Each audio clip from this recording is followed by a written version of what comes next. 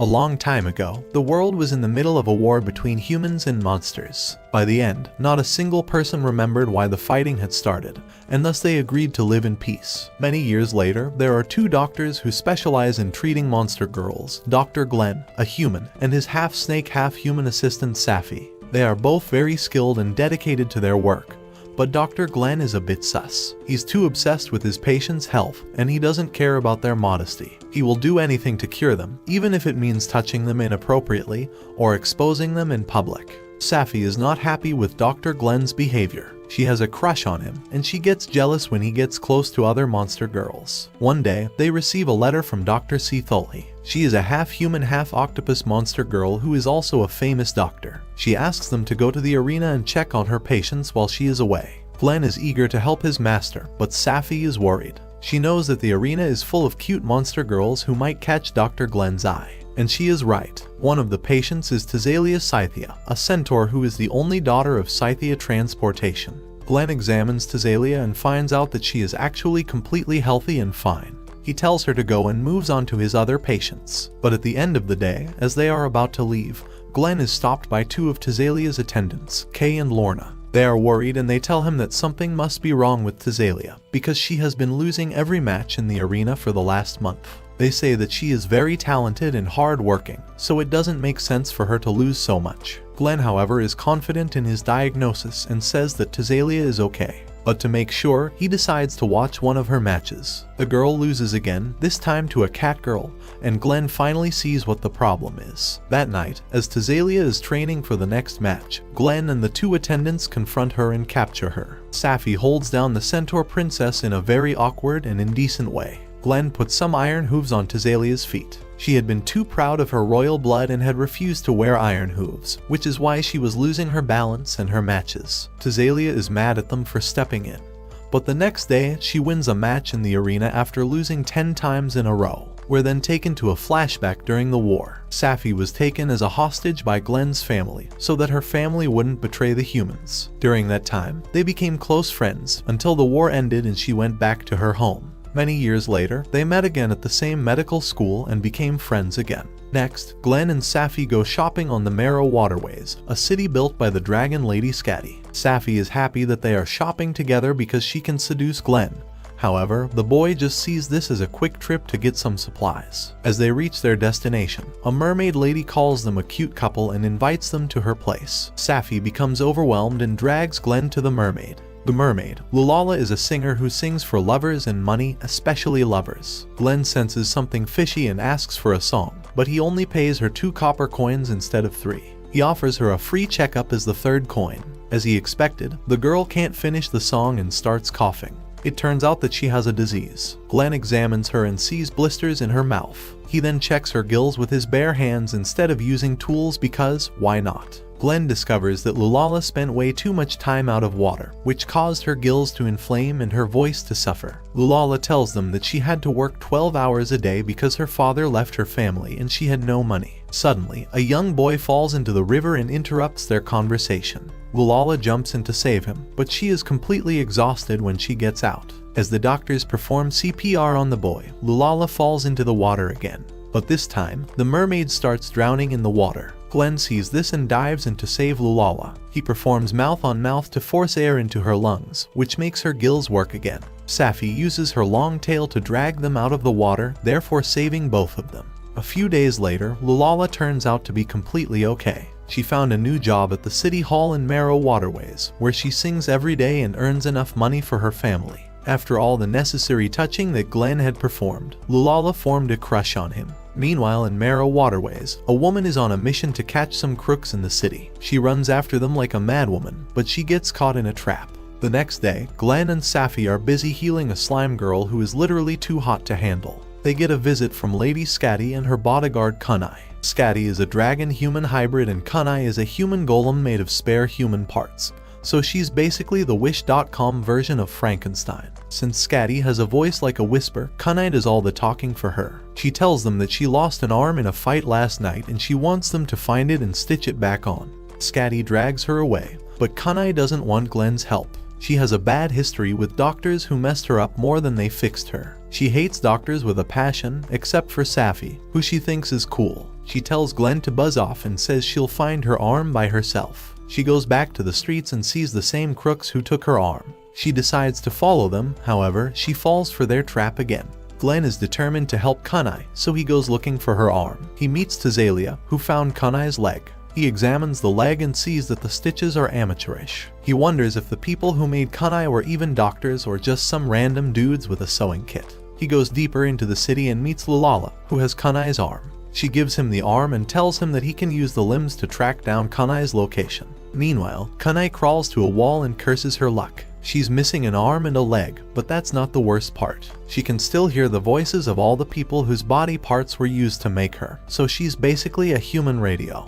Glenn finds her and offers to help her, but she tells him to go away. He ignores her, puts on his glasses and goes full doctor mode. He fixes her arm and leg and connects all the blood vessels properly. He tells her that this might stop the voices in her head, since she'll feel more connected to her body parts. He also makes her feel some other things, if you know what I mean. She thanks him, even though she still hates doctors. The girl thinks Glenn is different from the rest. Back at the clinic, Safi gets a harpy egg from one of her mates. She tries to prank Glenn and tells him that she's pregnant, but he's not fooled since he knows that snakes lay eggs. Safi shows him the abandoned harpy egg, which her friend found on the street. Glenn checks the egg and sees that it's not fertilized, so it's just a big omelet waiting to happen. Outside, some bandits show up and attack the clinic from the front door. The bandits are all human, so Safi beats them up just as easily as she beats Glenn. What do you mean by that?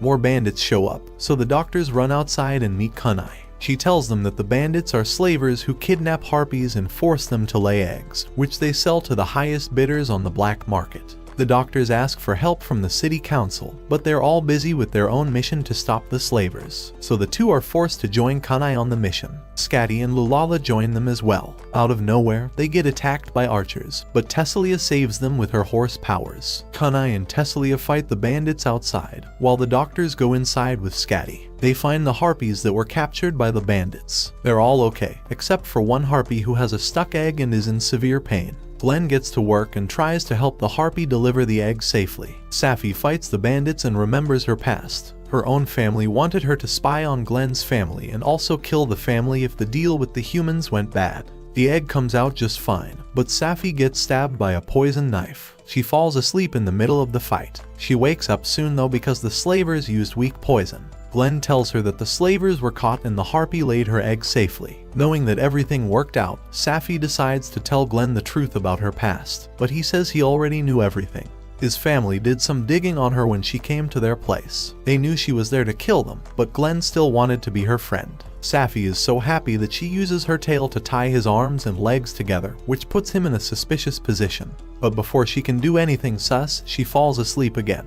The following day, the two doctors go to the Harpy village to help the locals there. Tesselia pulls their carriage through the mountains when suddenly a rock slide happens. Kay and Lorna save Tesselia from being harmed, but Kay gets hurt and can't walk anymore. Some male harpies show up and fly Kay to their village like some real chats. The rest of the group follows them. Glenn finally examines Kay's wound at the village and discovers it's just a mild sprain that needs some rest to heal. But Glenn has no time to relax as he has to help many villagers with various problems at the makeshift clinic. After a long day of work, Glenn steps outside for a breath of fresh air and runs into Lorna, who looks lost. She explains that she came with Tazelia, but her mistress is busy with the harpies, trying to hire them to become the FedEx of the sky. Kay's injury has made Lorna very anxious and she almost messed up Tazelia's deal. Tazelia notices Lorna's anxiety and asks Glenn to check on her. Glenn is puzzled as Lorna has no physical symptoms, but rather a mental issue. Safi suggests that Lorna might have a submissive personality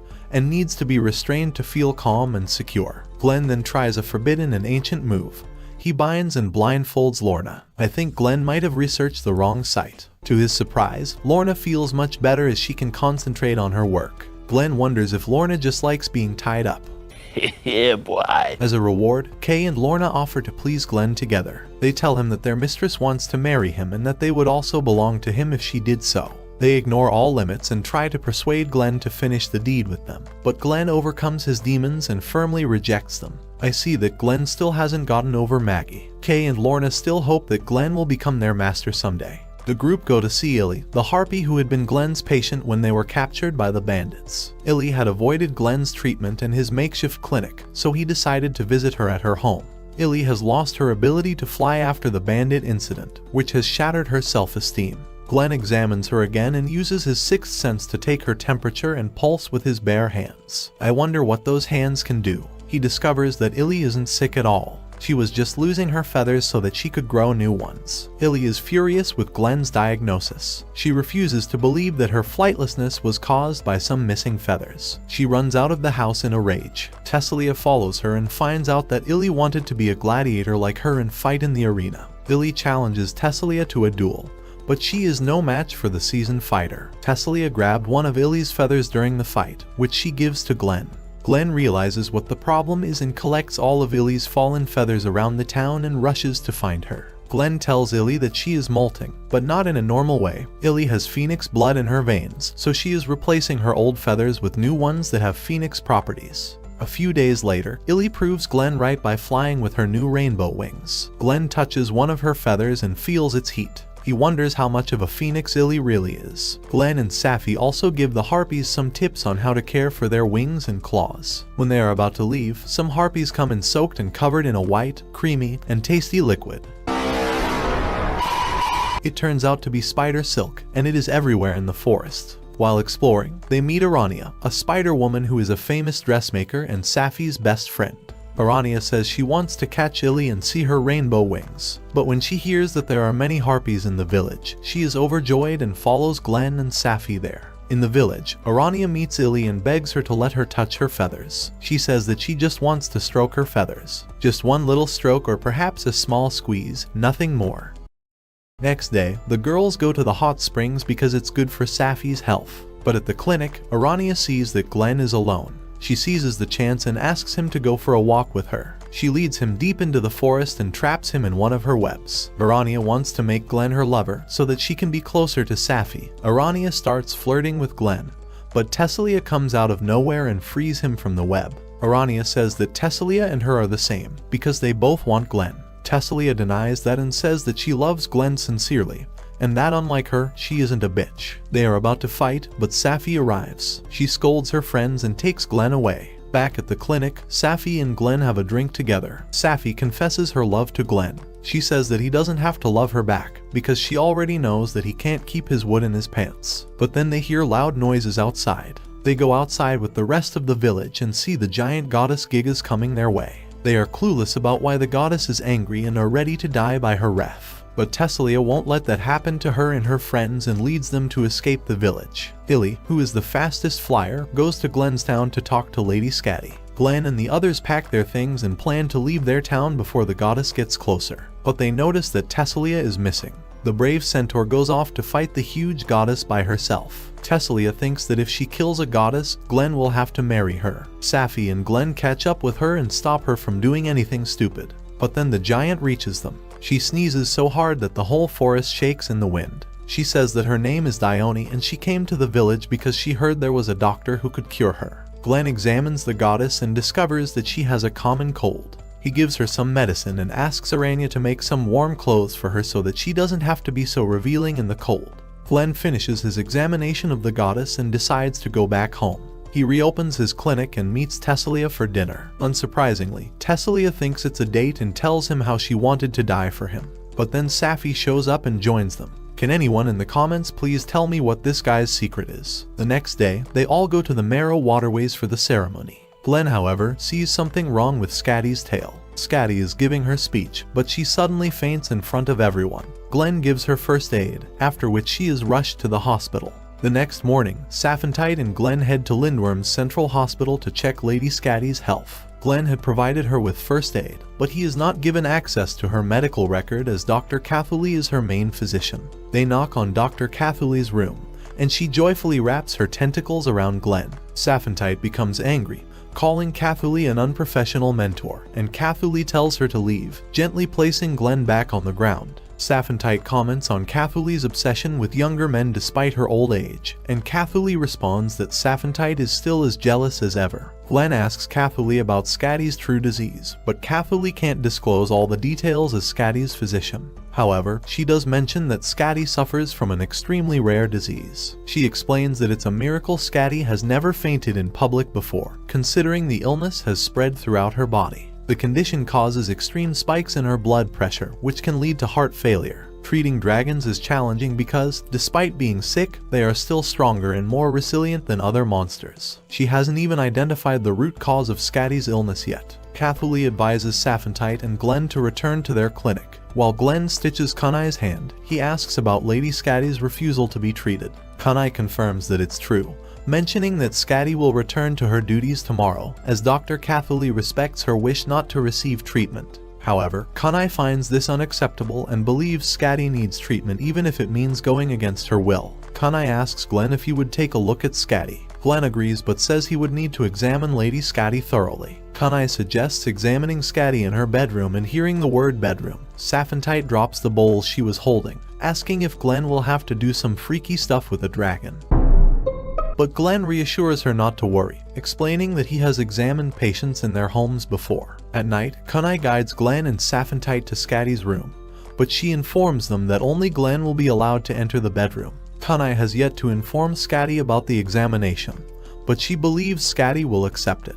Glenn enters the room, where he finds Scatty looking out of the window. She asks him why he is here, and he explains that he's here to examine her. Scatty allows him to proceed, but she doubts he can cure her. She opens her robe, revealing a blue-colored heart beating from her chest. Scatty explains that it's a cancerous tumor that is attached to most of her veins, resulting in her having 2 hearts. She believes it's her fate as dragons were not meant for Earth. Their ancestors suffered in the war, losing limbs and becoming half-humans like her. The past bloodshed has led to the current generation paying the price for their ancestors' sins, and that's why she refuses treatment. Despite Scatty's beliefs, Glenn is determined to find a medical solution. He begins the examination by touching her scales, realizing they are hard and may prevent a simple needle from accessing her veins. He moves on to her tail, which is of a different color, and Scatty explains that she stores nutrients in it. As Glenn examines her wings, Scatty becomes very emotional, causing her to cry. Hearing that, Kunai rushes into the room to see Scatty in a questionable state on the floor. This angers Saphantite, but Scatty calms them down and announces that she's going to bed.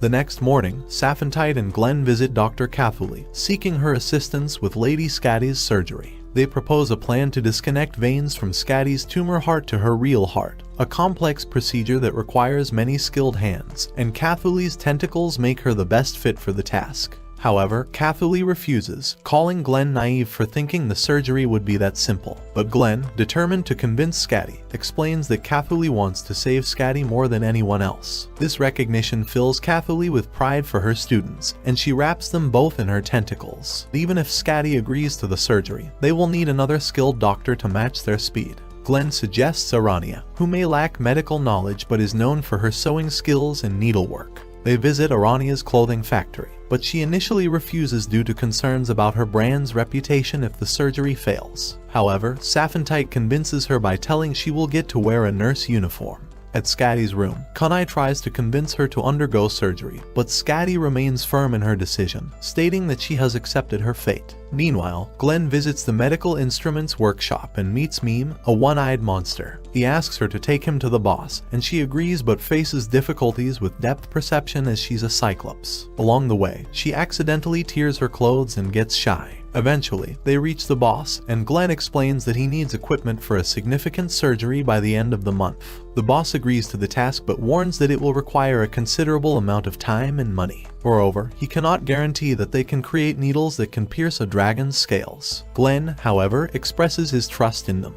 Meme is assigned to make the needles, but she refuses due to the possible consequences if the surgery fails. Eventually, she agrees, seeing that Glenn truly believes in her. Back at the clinic, Arania stitches up Kunai, but she asks Saphantite for some booze, feeling tired from work. However, Saphantite refuses to give her any booze until the surgery is done. Kunai explains that she tried to convince Scatty to undergo the surgery, but Scatty believes it's time for her to kick the bucket. Scatty hated the war between dragons and humans and felt her purpose was to build a city where monsters and humans could live together. With Lindworm's growth, she thinks her mission has been fulfilled. Glenn offers to accompany Kunai next time they talk to Scatty, but Arania suggests a different approach. Instead of repeating the same words, they need to find a new way to convince her. Later, Dr. Cathuli and Glenn visit the workshop to see the prototype for the surgical instruments, and Cathuli approves of them. However, the needles are unfinished, but the boss wants Meme to work on them without interference. Glenn thinks about his first major surgery and admires Cathuli for being an excellent teacher despite being very harsh on her students. Meme works day and night tirelessly at the shop, determined to create the perfect tool for Scatty's surgery. One day, Illy urgently notifies Glenn that Meme has collapsed at the workshop. Glenn rushes to the workshop and suspects Meme might have a heat stroke. He advises moving her to a cooler place, but Meme, in her weakened state, insists on making the needles. She reveals that the workshop used to make weapons for wars, causing bloodshed. However, when Lady Scatty took over, she transformed the workshop to produce medical instruments that save lives instead. Meme was inspired by Scatty's actions and had been waiting for the day she could do something important for her. She passes out, and when she wakes up, she finds herself in Glenn's clinic. Arania provides her with new clothes, and Glenn examines her, only to find she isn't sick but is dizzy because of motion sickness. Arania is puzzled, as Cyclopes typically get motion sickness while moving, but Meme was in the workshop. Meme explains that she was so focused on finding a new way to make needles that she got dizzy from the intense concentration. She invites them to see the needles she has created. Meme shows them the spinning wheel that inspired her needle-making process, which caused her motion sickness. She explains that she tried using iron to create the needles, but mass production turned out to be challenging. However, she discovered they could make sturdy steel wires using the spinning wheel, and cutting these wires into pieces allowed for efficient mass production of the needles. While the steel needles will require replacement after every 10 stitches due to their hardness, they are perfect for surgery. Everyone is amazed by Meme's incredible work, and even her boss is moved to tears. Glenn expresses his gratitude to Meme for her dedication and praises her for the fantastic job she has done. The next morning, as Glenn prepares to leave his clinic, he takes off the dragon scale he attached to his bag and gives them to Cephantite, asking her to put them in his room as he cannot risk offending Scatty with them. He leaves the clinic, ready to convince Scatty to undergo the surgery. Glenn meets Scatty after the council meeting and tries to convince her to undergo the surgery. He returns to the clinic and praises Arania for her improved stitching skills, which makes Cephantite jealous. Cephantite reminds him that he still has to go to Dr. Cathuli and the workshop, prompting Glenn to rush out as he is already late. Arania tells Cephantite that trying to keep Glenn away from other women won't make him notice her. However, Cephantite believes that Glenn will always return to her if she waits. Later that night, Cephantite, Arania,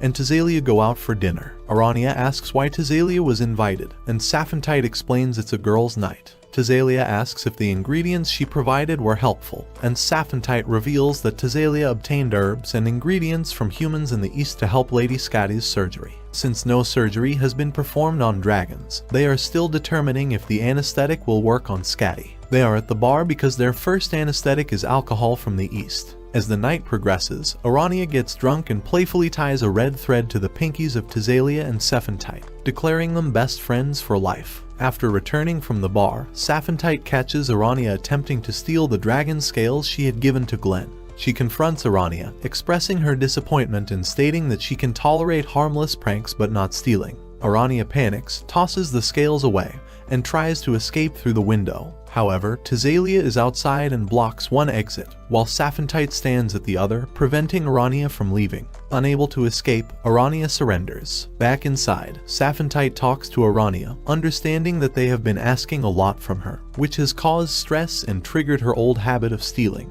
Arania admits that the closer she gets to someone, the more possessive she becomes of their belongings. Cephantite points out that it's not just about stealing the scales. Arania also tested their friendship by trying to take Glenn away from her. Cephantite reassures Arania that she wants to be with her and believes in their friendship, and Tazelia adds that they should trust the bonds they share. This makes Arania emotional. Arania confesses that she was stealing the scales to test Glenn.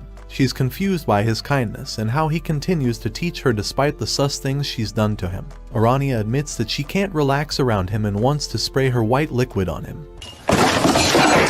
Cephantite playfully quizzes Arania about her feelings for Glenn, and Arania unknowingly reveals that she thinks about him before sleeping and feels warm, and her chest tightens around him. They all laugh together, realizing that Arania has developed feelings for Glenn. Meanwhile, Glenn visits Scatty, who asks him to lift her so she can view the city. In his arms, she explains her reluctance to undergo the surgery. Scatty reveals that if she had returned to heaven after forming Lindworm, she would have found her full dragon body. However, she chose to live among humans and monsters, creating the city and naming it Lindworm, which means may dragons protect you. Scatty feels her life has been fulfilling and is ready to accept her fate. Glenn reminds her that everyone depends on her and encourages her to continue watching over the city for a little longer. He suggests that she can enjoy the pleasures of life. Scatty agrees to get the surgery and asks him to let her down. A few days later, the day of the surgery arrives, and Dr. Catholi explains that dragons who breathe fire have minerals in their bodies to protect them from the heat,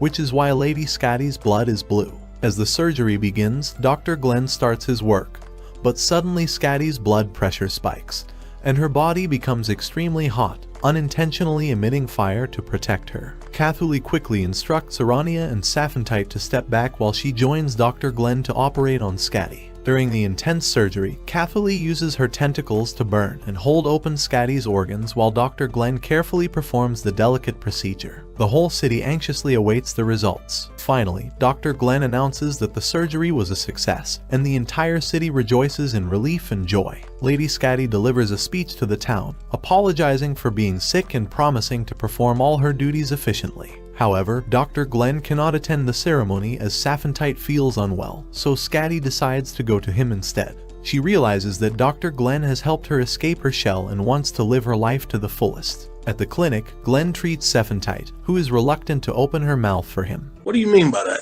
Despite her embarrassment, Glenn insists and discovers white blisters on her tongue. I wonder what those are from.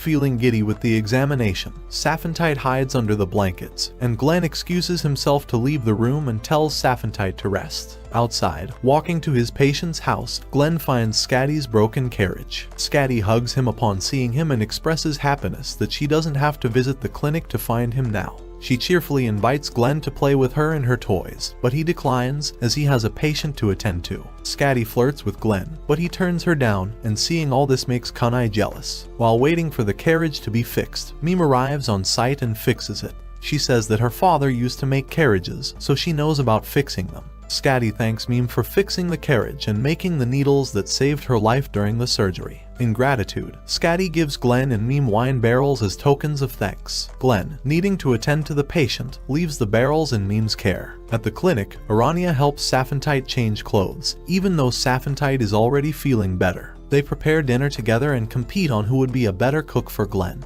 On the other side of town, the giant goddess Dione assists the villagers by removing a boulder obstructing the water flow. Grateful for her help, the villagers offer her fruits, but she surprises them by giving them a large pile of food she brought as a gift from the mountains. Meanwhile, Mime sits guard over the barrels of wine, feeling embarrassed about the situation as she is too young to drink. When Glenn returns, she complains to him for leaving her there, but Thazalia shows up, saying Glenn called her over. Thazalia takes Glenn and his barrel to the clinic, while Lorna takes Mime and her barrel to the workshop. Thazalia and Kay discuss the idea of Glenn and Thazalia getting engaged.